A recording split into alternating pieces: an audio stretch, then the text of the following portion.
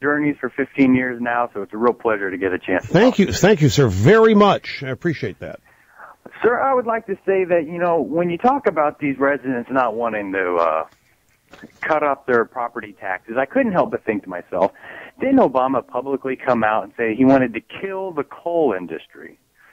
So I can't help but think that maybe they may anticipate that he wants to go after the oil industry as well.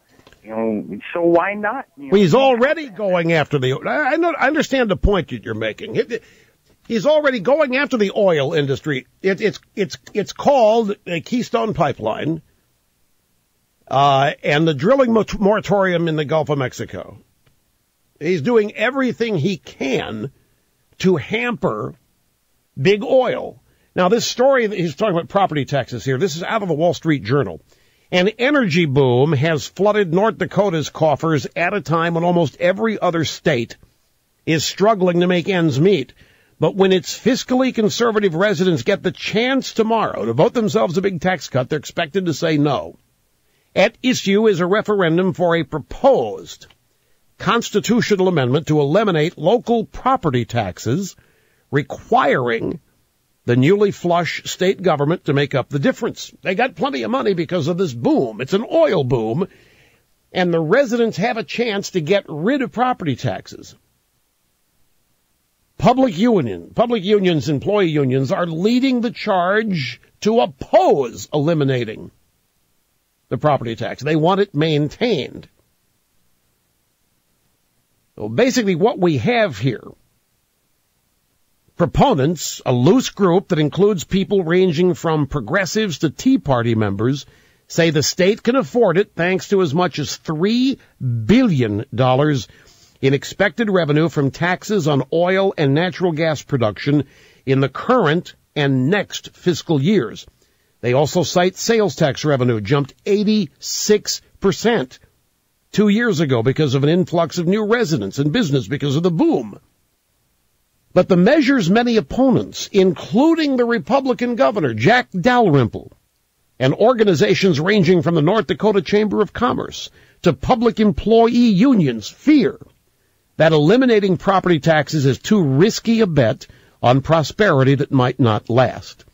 They point out that state government already is pumping more money into local communities that's helping to reduce property taxes, and they say the proposed amendment doesn't explain clearly how it would cover the loss of what's estimated to be $810 million that counties and towns and other local entities receive annually from property taxes. Likely voters oppose the measure by nearly 3-1.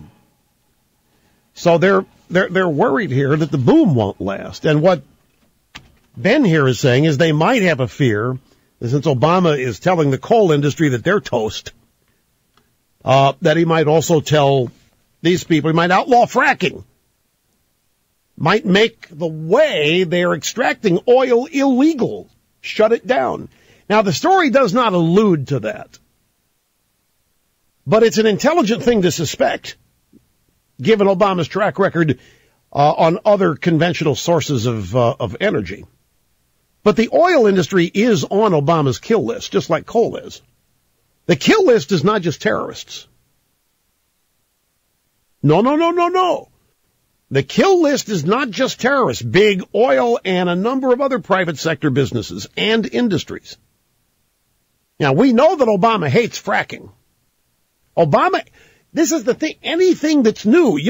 Well, what do you mean, Rush, used for electric cars? That's not new. Do you realize how old the electric car idea is? Would you like to take a guess? How old? When was the first electric car idea proposed? You're going to be stunned when I tell you. 109 years ago. 109 years ago. That's how old the notion of an electric car is. 109 years.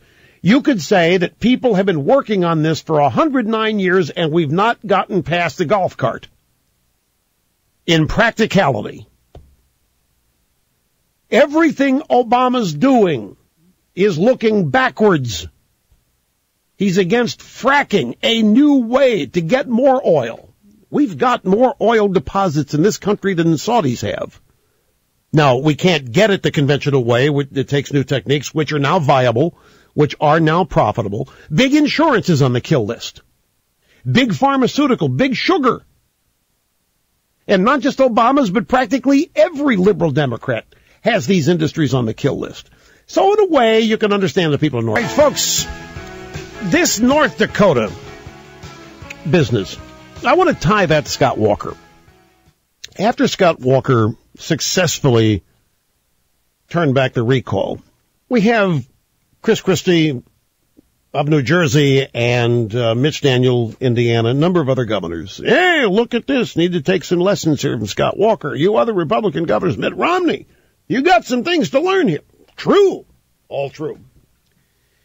Why is what's going on in South Dakota also not being touted as something to learn from? You know, in this story, and I zoomed through it pretty quickly, in this story where the residents tomorrow are going to vote, according to polls, to turn down the chance to get rid of their property taxes. Did you hear me say that sales tax revenue is up 83 or 86%? The story is all about how North Dakota is flush with money. Now, granted, they've discovered a bunch of oil. There's a boom there, and there's fracking going on. But so what? Why is that not a lesson for any other state? Why are we not being told that that should be emulated? In the old pre-Obama America, people would be making a beeline for North Dakota, figure out how to do that in their state. This governor up there, Dalrymple, would be guest number one at Republican governors' meetings describing how it's done. How do you, in other words, if you can raise sales tax revenue 86%, you have solved a lot of state fiscal problems. And they did it, of course, without raising the sales tax rate. There's just all kinds of new economic activity going on. There's a whole lot of commerce going on out there, and it's being taxed at existing rates. And the revenue that it's creating is climbing. It's just the same effect as lowering tax rates creates more jobs, more taxpayers, more tax revenue. Works every time it's tried. Obama hates it, doesn't want it, because that grows the private sector. He doesn't want to grow the private sector. He doesn't like the private sector. So why aren't we looking to North Dakota for inspiration elsewhere? Well, one of the reasons is we've got a president who wants to shut North Dakota down if he had his way. But forget that. We know that. We have great lessons to be learned there. How do you increase sales tax revenue? How do you increase tax revenue without raising taxes? Raising taxes depresses the amount of revenue that's collected, actually. There's a whole lot of capitalism going on in that state. There's a whole lot of private sector entrepreneurism. There's a whole lot of getting rich going on in that state. And that state could provide a lesson for a whole lot of states, just like the Scott Walker lessons are going to be repeated state by state. I want to go back to me on this program last Wednesday on this program. The unions going down the tubes yesterday, that's the lesson. Every Republican governor ought to now have a spine of steel. And Walker, even Time Magazine made this point, Walker did it by what? Not compromising. He didn't compromise one time with anybody on the left. He stood fast. Everything he believed. Yeah, I got 38% of union households. He didn't compromise. The Republican establishment technique, the Republican establishment handbook, reach across the aisle, compromise, get the independents. Scott Walker said to that, and he wins by 7 points. Walker did not compromise at one thing. Every Republican governor in this country now ought to have a spine of steel. The Republican establishment should have learned something major. Let's go to Sunday morning. Fox News Sunday. Mitch Daniels, the governor of Indiana. Chris Wallace said, is this some sort of watershed that we're seeing right now? Are voters across the country giving state and local officials the green light to go after or at least curtail public unions? You know, there's a reason that defenders of labor from Franklin Roosevelt to George Meany to many others always said that unionism had no place in the public sector, that it was a necessary freedom in the private sector. but that it was a bad idea in government. Are you saying that you would like to see no public worker unions? I think really government works better without them. Hear, hear. And all it took was one election. Nothing against Mitch Daniels, and I don't know that what I'm going to say is true, but would he have said that had this recall not happened? Now, obviously he wouldn't have said it if Walker had lost. My point is, if the fight hadn't occurred, if somebody hadn't paved the way, would this line of thinking even be articulated? You think there's anybody out there in Republican circles with the guts enough to say, in a vacuum, we've got to get rid of these state employee unions. They're killing us. Now, once Scott Walker beats them back, now it's Katie Bartador. Now we can all join the chorus. Now we can all join the club. This is exactly what I predicted was going to happen. Newfound spines of steel. And it wasn't just Mitch Daniels. Let's move forward to Chris Christie.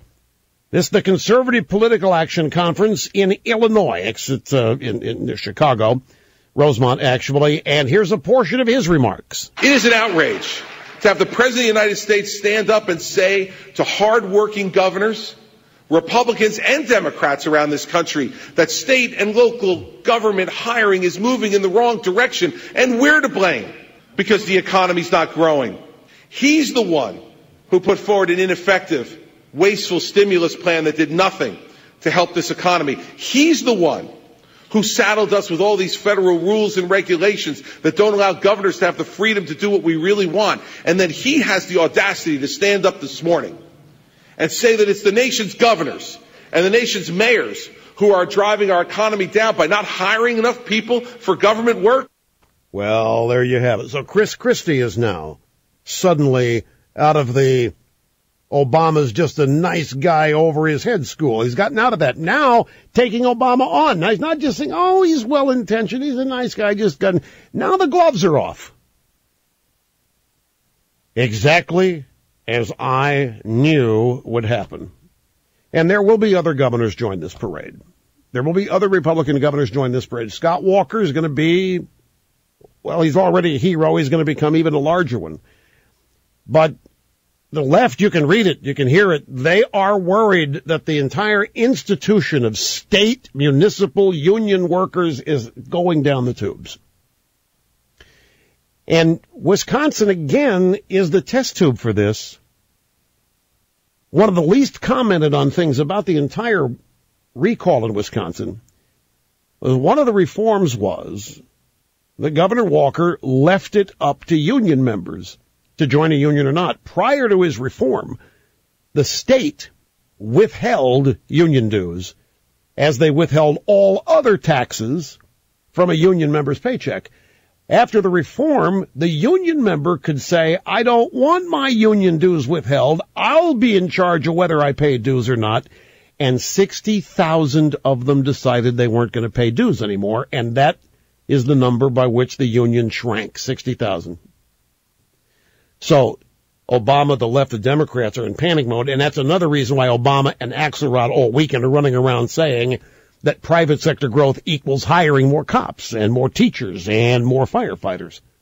Because those are the people, those are the jobs that are not going to be unionized as Mitch Daniels had it right too. FDR, George Meany, big labor guy, way back in the 30s. We don't want government workers unionized. It pits groups of citizens against one another. It's not right. It's not going to have a happy ending. And they were both right. Now, on that score, FDR didn't know what he was talking about, according to modern-day liberal Democrats. Everything else he did, he was God. But on this one, of course, selective idolatry and admiration for FDR. So they're on the ropes. And I'm just trying to make a little correlation here between that and what's happening in North Dakota with this oil boom. It's an economic boom, and it's oil, and North Dakota is not the only place in this country where there's a lot of oil that could be brought to the surface via fracking. There's a lot in Pennsylvania. There's a lot in Montana. Utah. And it's all over the northern shelf, as it were. Well, I don't know if you can frack in the ocean, but Obama don't want you fracking anywhere. Can you get oil out of it? I don't know. America awaits for what's next. El Rushmo, the most dangerous